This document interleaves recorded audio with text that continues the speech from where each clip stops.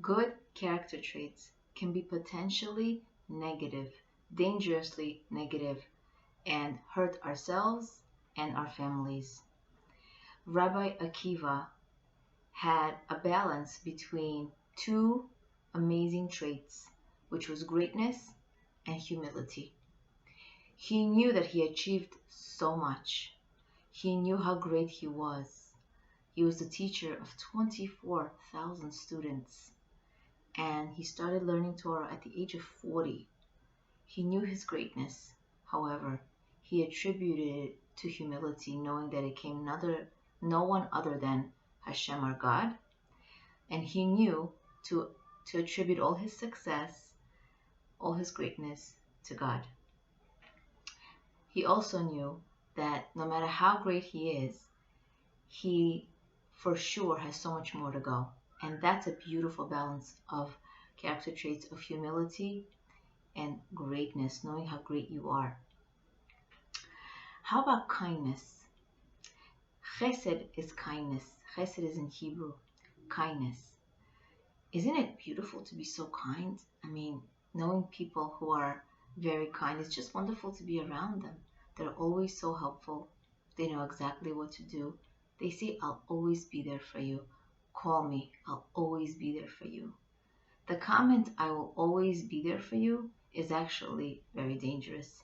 Because what if you're not going to be there for them? They call you and you're actually unavailable and you can't be helpful.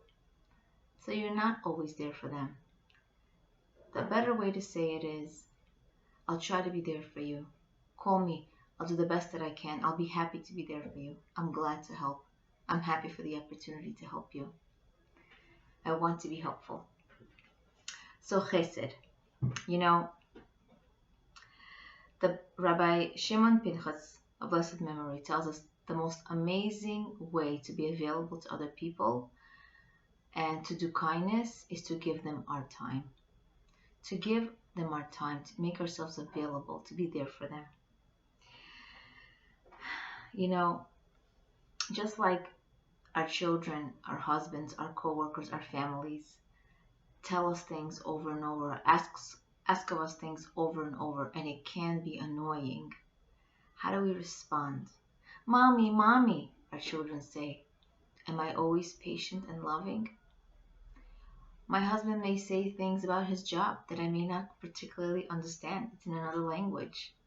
You know, professional worlds are in another language. How well am I listening? How about my coworkers? You don't choose who you work with. How well do I work with them? Do I truly respect them? You know, the word kavod comes from the word kaved, which is liver. Kavod means respect.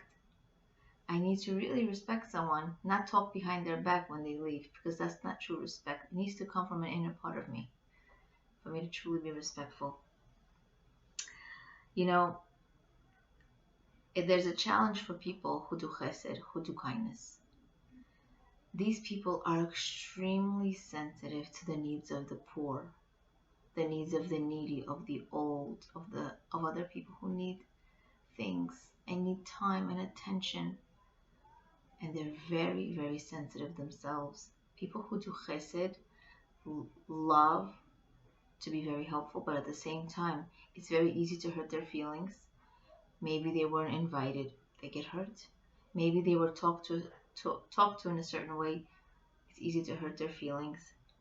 They're very sensitive. Maybe a neighbor didn't smile at them. Maybe they weren't invited to a special occasion. These people are extremely sensitive. I'm going to give you another example. Suppose you have a neighbor, and the neighbor has a number of little children, and you're right next to her. And the neighbor asks you every single day, can you please help me with this? And can you please help me with that? I need to run to the store. You stay with my child. Oh, my child is not behaving. Can you take care of my child? Every single day. I mean, this is on a daily basis. And you feel bad. You're like, okay, so play with my kids. Fine. Oh, no problem. I can watch the kid. And you realize that it's on a daily basis. And your family needs your attention as well. And your family needs you. Now, are you doing chesed to her? Absolutely. Does your chesed count? Absolutely. Is it a good thing that you're doing? That's questionable. We don't know. It's very hard to answer that. However, if the needs of your family are being not taken care of, they are lacking you, your presence, your time, your attention, then perhaps this woman should rethink to being so helpful. Maybe not on a daily basis, maybe a little bit less. So it's very questionable. So it's not okay to be available all the time. And also, this neighbor may discover that this challenge of handling her children, she will never be able to learn because she's always relying on someone else. Now, to receive help, to give help, it's extraordinary. We all need each other. However, too much of something, it's a problem. Gavura. Gavura means strength. Being a strong person is extremely important. We can't be swayed by somebody's negative comments or something that didn't go right during the day. Your schedule is off. You fall apart. It's Gavura strength is extremely important. However, people who are too strong, there's a problem. Their homes feel that they're lacking warmth, smiles, attention, love. Everything in their house is measured. I kiss my children before they go to school. I kiss my children before they go to sleep. They get hugs and kisses at this time. When I see them do this, only when they help me. I smile only when they listen. I give them their free time only at this time. A willow tree as opposed to an oak tree. This is from Sarah Carmelli. She says something so beautiful. An oak tree is very stubborn. If I'm going to be stubborn, in times of challenge, I'm going to snap and I won't survive the challenge. And we all experience challenges, big and small, on a daily basis. But a willow tree flows. A willow tree is very, very flexible. So in the time of a challenge, the willow tree survives. So in order to balance being so strong and having everything on a schedule and doing things on a specific time, yes, it's good to be punctual. However, maybe stressing everybody out in my life to be punctual isn't a good idea. Maybe I should only rely on myself. So a woman or a person who's very, very strong, has very, very strong character traits, they're lacking warmth in their personality, in themselves. So in order for me to do that, I need to be more flexible. How about beauty? Tiferes. I'm going to read you in Pirkei Avot, Ethics of Our Fathers. It says, what's the straight path that a person should choose? He should do everything that is beautiful to Hashem and his fellow man. He should do everything that is beautiful to God and his fellow man. Beauty is the capacity to say warm, loving, encouraging words. This is the reason why Hashem created speech. Hashem, our God, created speech so that we can encourage one another. A friend can call you and lift you up. A sister can call you and lift you up with just a few words, and it just makes your day. We need each other. The Ramak, Rav Moshe Cordero, writes that if a person doles out compliments and positive words to others, even when she herself is empty of this fuel, when she's lacking encouragement, Hashem will give her the energy that she needs. And it says something very powerful. He continues in the same way that we are punished for the negative words that we speak, we are punished for the positive words that we didn't say. That is so powerful. I'm going to repeat that. In the same way that we are punished for the negative words that we spoke, we are punished for the positive words that we didn't say. Now we know that the woman has 9 measures of speech. Many women mistakenly think, big mistake, that their children need a lot more positive, encouraging words than their husbands do, and that's a big no-no.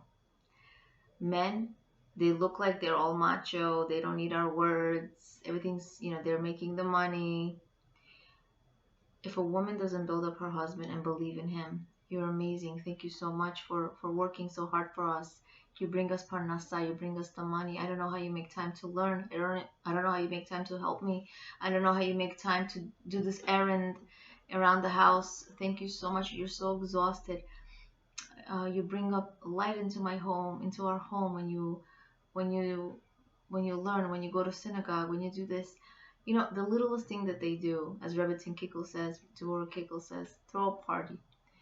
But if she doesn't build them up, you know, a man could be the CEO of a company, and if a wife doesn't respect him at home, he feels like he's nothing. So the most important thing is to encourage our families, encourage our husbands and our children.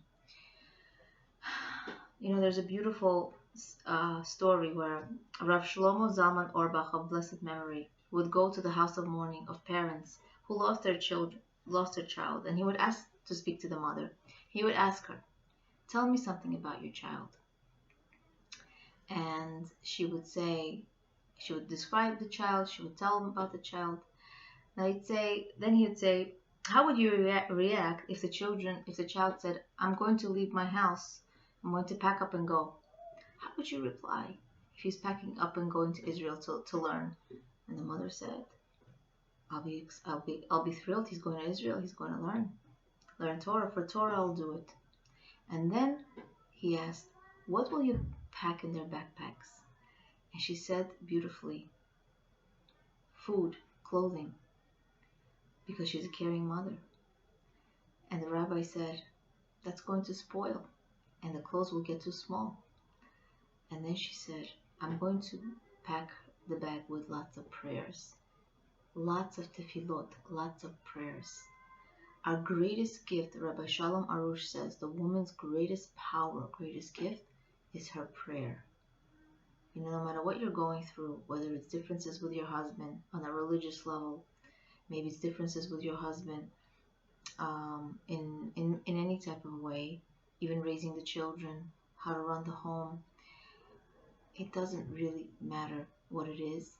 Hashem, our God, hears every single word that we say. Our gift of prayer is going to transform the house into harmony, into one of beauty, one of patience, one of laughter, a bubbly place, a holy place to be.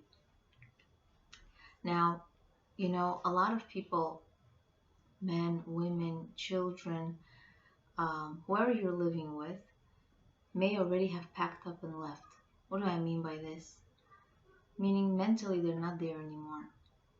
Mentally, it's not a home, it's a house. People are using it as a hotel. They're eating, they're sleeping, they're doing their work. No real interaction. You know, let's change our homes. Let's make it a one where we're relating to one another. We're spending time together, giving them the greatest gift of chesed, kindness, being there for each other, giving each other time, of gavura, strength, of being there for each other during challenges, being flexible, and also showering each other with lots of love, tiferes, beauty of encouraging words, because we all need it. There's no such thing as a limit to being encouraging. The gift of encouragement is huge. And for this, our tzaddikim teaches that this is the sole reason that Hashem created the world. Hashem, our God, is for us to encourage each other. So practical pointers. If I'm not helping others at the expense of my family, then my family will lack me and my attention. So I have to be careful with how much chesed that I do. I have to be careful that I'm not exercising too much strength, too much gevura, that it's okay maybe the kids don't go to bed on time every single day, that I don't have to reprimand them after every single comment that they say. I could be flexible. May we merit to find the delicate balance of all our positive traits, and in this way we can nurture all our relationships in our families. Leah Abramov, Being and Becoming.